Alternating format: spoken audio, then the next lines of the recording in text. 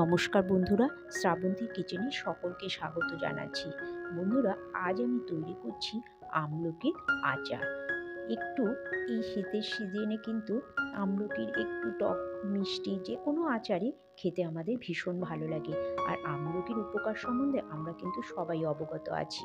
আর আমলকি শুধু শীতকালেই পাওয়া যায়, কিন্তু গরমকালে কিভাবে আমরা এই আমলকিটা পেতে পারি বা বাড়িতে সংরক্ষণ করতে পারি, সেটাই আজকে আমি আপনাদের সাথে শেয়ার করব। তাই আমি তৈরি করেছি আমলকির আচার। যদি রেসিপিটি ভালো লেগে থাকে তাহলে অবশ্যই লাইক, কমেন্টস এবং শেয়ার করবেন। আর নতুন বন্ধুরা কিন্তু সাবস্ক্রাইব করতে ভুলবেন না। তাহলে চলুন দেখে নেওয়া যাক আজকে রেসিপি। আমলকি বেশ কিছুক্ষণ জলে ভিজিয়ে রাখবেন বাজার থেকে কিনে এনে, কেননা এই আমলকির গায়ে প্রচুর নোংরা কিন্তু জমা হয়ে থাকে। তারপর ভালো করে ডলে ডলে ধুয়ে নিয়ে প্রেশার কুকারে অল্প জল দিয়ে সেদ্ধ করে নিতে হবে। মোট 4টে সিটি আমি দিয়ে সেদ্ধ করেছি। দেখুন আমলকিগুলো এবার আমি জল থেকে তুলে নেব। আর আমলকির এই যে জলটা রয়েছে সেটা কিন্তু একদমই ফেলা যাবে না। এই আমলকির জলটা কিন্তু আমরা পরে কাজে লাগাবো, বা আপনারা কিন্তু এই জলটা খেয়েও নিতে পারেন। ভীষণ উপকার আমলকি সেদ্ধর এই জলটা। দেখুন আমলকিগুলো আমার সেদ্ধ হয়ে গেছে, আমি একটা একটা করে তুলে নিচ্ছি। তুলে নেওয়ার পরে আমলকিগুলোর দানাটা আমাদের ছাড়িয়ে নিতে হবে। আর আমলকির দানাটা যখন ছাড়াবেন, খেয়াল রাখবেন যে আমলকিটা যেন হালকা গরম থাকে, তাহলে দানাটা ছাড়াতে সুবিধা হবে। ঠান্ডা হয়ে গেলে কিন্তু আমলকিতে একটু শক্ত একটা ভাব চলে আসে। আমলকির দানাগুলো দেখুন আমি একে একে ছাড়িয়ে নিচ্ছি। দানাগুলো কিন্তু অবশ্যই ফেলে দিতে হবে, আর আমলকির জলটা আমি রেখে দিতে বলেছিলাম। প্রত্যেকটা দানা এভাবে আমরা ছাড়িয়ে নেব। আমলকির উপকারিতা কিন্তু অসীম, এর গুণের কিন্তু শেষ নেই। তাই আমলকি আমরা সারা বছর যাতে খেতে পারি তার ব্যবস্থাই আমাদেরকে করতে হবে। আমলকির সমস্ত দানাগুলো আমার ছাড়ানো হয়ে গেছে।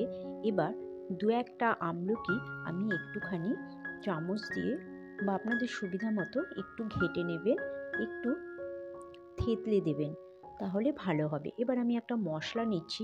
প্রথমে নিয়েছি 1 চামচ মৌরি, 1 চামচ সর্ষে, আর নিয়েছি 1 চামচ মেথি, আর 1 চামচ কালো জিরে। এবার আমি চলে এসেছি, কড়াই গরম করে নিয়েছি, তার মধ্যে দিয়ে দিচ্ছি সর্ষের তেল, দেব 2টো শুকনো লঙ্কা আমি হাত দিয়ে ভেঙে দিয়ে দিয়েছি। আপনারা চাইলে বেশিও দিতে পারেন যদি একটু ঝাল ঝাল পছন্দ করেন। আর বাড়ির বাচ্চারা যদি খায় তাহলে একটু কম ঝাল রাখাই ভালো। এই আমলকির এই চাটনি রুটিতে মাখিয়ে আপনারা রোল করে বাচ্চাদেরকে খাওয়াতে পারেন, ভীষণ উপকার। দেখুন শুকনো লঙ্কাটা যখন হালকা লাল ভাব চলে এসেছে আর ফ্লেভারটা বেরিয়ে গেছে শুকনো লঙ্কার, তখন আমি যে মশলাগুলো নিয়েছিলাম সমস্ত তেলের মধ্যে দিয়ে নাড়াচাড়া করে ভেজে নিয়েছি। মশলাটা যখন গন্ধ বেরিয়ে যাবে তখন আমি দিয়ে দিচ্ছি হিঙের গন্ধ কিন্তু এখানে ভীষণ ভালো লাগে এই আমলকির আচারে। ভালো করে নেড়ে চেড়ে নিয়ে এবার যে আমলকিটা আমি সেদ্ধ করে দানা ছাড়িয়ে রেখেছিলাম সেটা দিয়ে দিচ্ছি। আমলকিটা খুব ভালো করে মশলার সাথে নেড়ে চেড়ে মিশিয়ে নিতে হবে। নাড়তে নাড়তে কিন্তু আমলকিটা বেশ কিছুটা ঘেটে যাবে। আমি সমস্ত আমলকিটাই মিশিয়ে নিচ্ছি। মশলার পরিমাণটা কিন্তু আমলকির পরিমাণের ওপরেই নির্ভর করবে। আমি এখানে প্রায় 600 থেকে 650 মতো আমলকি নিয়েছি। সেই অনুযায়ী আমি 1 চামচ করে মশলা ইউজ করেছি। দিয়ে দিচ্ছি নুন, একটু কালার আসার জন্য কাশ্মীরি রেড চিলি পাউডার। আপনারা চাইলে কাশ্মীরি রেড চিলি পাউডারটা অ্যাভয়েডও করতে পারেন। আর দিয়ে দিয়েছি হলুদ। সমস্ত মশলাটা খুব ভালো করে নেড়েচেড়ে মিশিয়ে নিতে হবে। এই রেসিপিটা করতে কিন্তু খুব বেশি সময় লাগে না, 10 থেকে 15 মিনিটের মধ্যেই কিন্তু হয়ে যায়। আর এই সামান্য সময় খেটে আপনারা কিন্তু সারা বছর এর উপকারিতা ভোগ করতে পারেন। আমি এর মধ্যে দিয়ে দিলাম একটু চাট মশলা দিলে এর টেস্টটা কিন্তু আরও অনেকটাই বেড়ে যাবে। দেখুন আমলকিটা আমি খুন্তি দিয়ে মাঝে মধ্যে একটু ভেঙে ভেঙে দিচ্ছি, তাহলে খুব ভালো লাগবে খেতে, আর আমলকির ভেতরে মশলার টেস্টটা চলে যাবে। এবার আমি এখানে গুড় ইউজ করছি।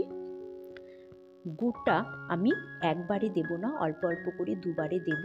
আমি একটু পাটালি গুড় নিয়েছি। গুড়টা কিন্তু আমি আগে থেকে ভিজিয়ে রাখিনি।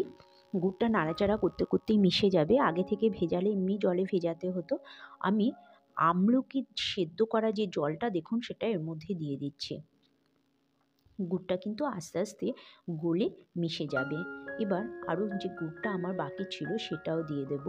চেষ্টা করবেন যতটা আমলকি নিচ্ছেন তার সমপরিমাণ গুড় দিলে ভালো হয়, তাহলে কিন্তু টেস্টটা ভালো আসবে।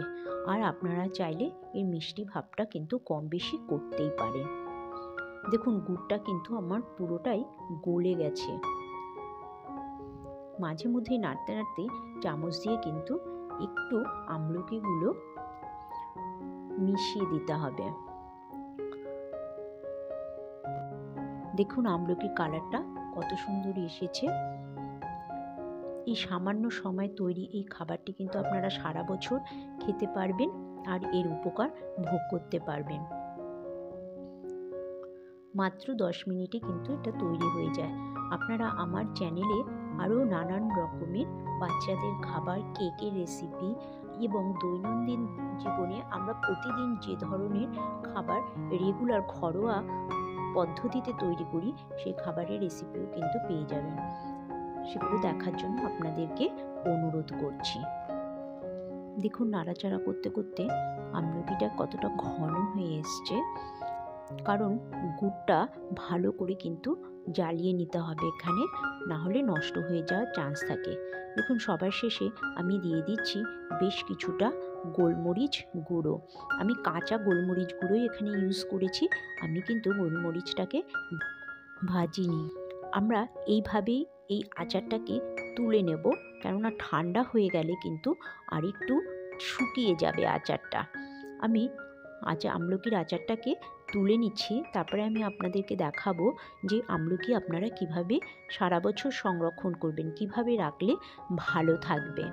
আর ঠান্ডা হয়ে গেলে কীরকম কতটা ঘন হয়ে যাচ্ছে সেটাও দেখতে পাবেন। দেখুন আমলকিটা আমি তুলে নিয়েছি, কত সুন্দর দেখতে হয়েছে আমলকিটা। দুর্দান্ত স্বাদের এই আমলকির আচার কিন্তু আপনারা অবশ্যই একবার বানিয়ে খাবেন এবং আমাকে কমেন্টস করে জানাবেন আপনাদের কেমন লাগলো। দেখুন সম্পূর্ণ ঠান্ডা হয়ে গেছে, এটা কিন্তু একদম ঠান্ডা করে নিতে হবে। তারপর একটা অবশ্যই কাঁচের বোতলে রাখতে হবে, কোনো প্লাস্টিক বোতল কিন্তু এখানে ইউজ করা যাবে না। কাচের বোতলে রেখে আপনারা বাইরে রেখে, ফ্রিজে না রেখে 3 থেকে 4 মাস ইজিলি ইউজ করতে পারবেন। আর তার চাইতে বেশি যদি আপনারা সংরক্ষণ করতে চান তাহলে অবশ্যই ফ্রিজে রাখতে হবে। তাহলে বন্ধুরা আজকে এই পর্যন্তই, দেখা হবে পরের কোনো রেসিপিতে। Thank you so much.